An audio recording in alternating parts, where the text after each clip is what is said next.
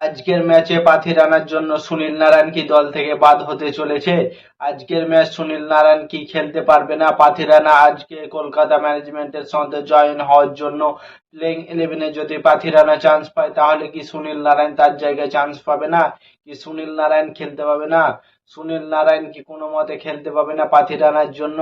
পাথি রানা যদি Kolkata night Riders টিমের playing ইলেভেনের মধ্যে এন্ট্রি নেয়, কোন বিদেশি প্লেয়ার বাদ যাবে? বড় কোন বিদেশি প্লেয়ার বাদ যাবে? কারণ কলকাতার যে চারজন বিদেশি প্লেয়ার খেলাচ্ছে, সেই চারজন বিদেশি প্লেয়ারই বড় বড় মাপের প্লেয়ার। তাদের মধ্যে কাকে বাদ দিতে পারবে? ক্যামরন গ্রিনকে, না সুনীল নারায়ণকে, না টিম সাইপাটকে? কাকে বাদ দিতে পারবে কলকাতা ম্যানেজমেন্ট? তো মাথিসা পাথিরানাকে যদি দলে জায়গা দিতে হয়, তাহলে কোনো একজন বিদেশি প্লেয়ারকে দল থেকে বাইরে বার করতে হবে। সেই বিদেশি প্লেয়ারটা কে হতে চলেছে আজকের ভিডিওতে আলোচনা করব।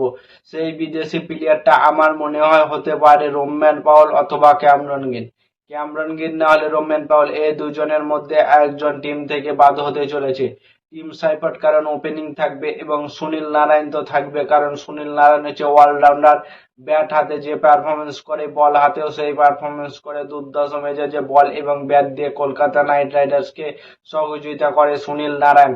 তো আমার মনে হয় বাদ যেতে পারে। ক্যামরন কিন্তু ঠিকঠাক ভাবে ফর্মে আছে, আগের দুটো ম্যাচ খেলেছে।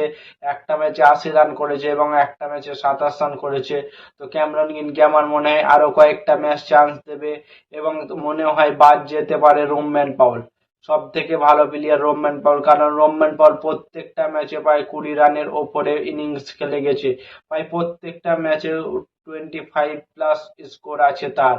তার মানে রোম্যান, কিন্তু তাও তবুও তার রোম্যান পাওয়েলকে বাদ দিতে হবে, কারণ মাথিসা পাথিরানার মতো বড় বলার আসবে, ইয়র্কার স্পেশালিস্ট বলার আসবে। মানে ভাবো, যাকে মালিঙ্গার পরে স্থান দিয়েছিল মাথিসা পাথিরানাকে, সেই মাথিসা পাথিরানা দলে যদি এন্ট্রি নেয়, তাহলে কোনো বড় বিদেশি প্লেয়ার তো বাদ যেতে হবে। তো আমার মনে হয় সেই বিদেশি প্লেয়ারটা রোম্যান পাওয়েল হতে পারে, কারণ ক্যামরন গ্রিন ঠিকঠাক ভাবে খেলছে। রোম্যান পাওয়েলকেই মনে হয় বসাতে পারে, কারণ রোম্যান পাওয়েল যে স্ট্রাইক রেটে খেলছে তা কিছু বলার নেই। 120 থেকে 30-এর স্ট্রাইক রেটে খেলছে রোম্যান পাওয়েল। তাই রোম্যান পাওয়েলকে আমার মনে হয় তাকে বসিয়ে দেবে কলকাতা ম্যানেজমেন্ট, এবং তার জায়গায় আসবে মাথিসা পাথিরানা। এবং কলকাতার কোন টিম নিয়ে মাঠে নামলে তা আলোচনা করছি আজকের ভিডিওতে। তো কলকাতা নাইট রাইডার্স সব থেকে বড় চেঞ্জেস করতে হবে, সুনীল নারায়ণের সাথে টিম সাইপাটকে ওপেনিং এ দিতে হবে। টিম সাইফার এবং সুনীল নারায়ণকে ওপেনিং দাও, 3 নম্বরে ক্যামরন গ্রিনকে রাখো, এবং 4 নম্বরে ক্যাপ্টেন আজিমকে রাহানেকে রাখো। কারণ ক্যাপ্টেন ইনিংস একভাবে ঠিকঠাক ভাবে খেলতে পারেনি। আইপিএল এর যত কয়টা ক্যাপ্টেন আছে, সমস্ত ক্যাপ্টেন একবার দুর্ধর্ষ মেজাজ ফর্মে আছে, শুধু আজিমকে রাহানেকে বাদ দিয়ে। দেখো শ্রেয়াস আয়ারকে দেখো, রিয়ান পরাগকে দেখো, রজত পাটিদারকে দেখো, অক্ষর প্যাটেলকে দেখো, কাকে বলবো?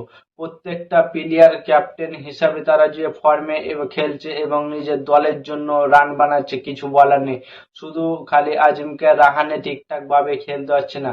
আজিমকে রাহানে তবুও 4 নম্বরে খেলবে ক্যাপ্টেন হিসাবে, এবং 5 নম্বরে থাকবে স্টার বয়। স্টার বয়কে তোমরা বসিয়ে দিতে পারো, কিন্তু স্টার বয় আগের 3টি ম্যাচে 3টিতেই 50+ রান করেছিল, তাই স্টার বয়কে আর 2-1টা ম্যাচে চান্স দেওয়া উচিত। তো 5 নম্বরে স্টার বয় থাকবে, এবং 6 নম্বরে ফিনিশার রিঙ্কু সিং। মিডিল অর্ডারের স্পেশালিস্ট এবং ফিনিশার রিঙ্কু সিং থাকবে 6 নম্বরে, এবং তেজস্বী সিং দাহিয়া থাকবে 7 নম্বরে। তা 7 নম্বরে তোমরা যে কোনো প্লেয়ার রাখতে পারো, তেজস্বী সিং দাহিয়া, মানিশ পান্ডিয়া, রাহুল ত্রিপাঠী। কিন্তু সব থেকে খালি চেঞ্জেস করতে হবে রমদীপ সিংকে। রমদীপ সিংকে চেঞ্জ করে মানিশ পান্ডিয়া, তেজস্বী সিং দাহিয়া অথবা রাহুল ত্রিপাঠী, এই 3জনের মধ্যে একজনকে চান্স দাও কলকাতা ম্যানেজমেন্ট। এবং 8 নম্বরে থাকবে অনুকূল রয়। 8টি ব্যাটিং, প্রপার ব্যাটিং থাকলো 8টি, এবং বলার হিসাবে 9 নম্বরে থাকবে বরুণ চক্রবর্তী। 10 নম্বরে থাকবে মাথিসা পাথিরানা, এবং 11 নম্বরে থাকবে কার্তিক তুকি। কারণ আমার মনে হয় ব্যাবো আরোরাকে বসিয়ে দেবে। ব্যাবো আরোরা ঠিকঠাক ভাবে ফর্মে নেই। 6টি ম্যাচে 7টি মাত্র উইকেট পেয়েছে, এবং রান খেয়েছে 264 রান খেয়েছে। মানে ভাবো, প্রায় 50 রান কাছাকাছি প্রত্যেকটা ম্যাচে খেয়েছে। তার মানে ব্যাবো আরোরাকে বসিয়ে দেবে এবং কার্তিক তুকিকে চান্স দেবে। এবং ইম্প্যাক্ট হিসাবে তোমরা উমরান মালিক কেন, কলকাতা ম্যানেজমেন্ট যে করে হোক ইম্প্যাক্ট প্লেয়ার হিসাবে তোমরা উমরান মালিক কেন? কারণ উমরান মালিকের ঝড় তোমরা দেখোনি। উমরান মালিকের ঝড় দেখেছে ইন্ডিয়ার বলার গুলো, ব্যাটার গুলো। উমরান মালিক হচ্ছে জম্মু এক্সপ্রেস নামে পরিচিত। তার স্পিড সব থেকে হাইয়েস্ট স্পিড আছে 157 কিলোমিটার/আওয়ারে। সে বল করতে পারে উমরান মালিক। তো কলকাতা ম্যানেজমেন্ট যে কোনো মূল্যে হোক তোমরা উমরান মালিক কেন? তো আজকের ম্যাচে কোন স্কোয়াড নিয়ে মাঠে নামবে সেটাই হচ্ছে দেখার পালা। তো কলকাতা ম্যানেজমেন্টের কে অনেক বড় বড় সিদ্ধান্ত নিতে হবে, অনেক বড় বড় মাপের প্লেয়ারকে চেঞ্জেস করে নতুন প্লেয়ারকে টিমের মধ্যে চান্স দিতে হবে।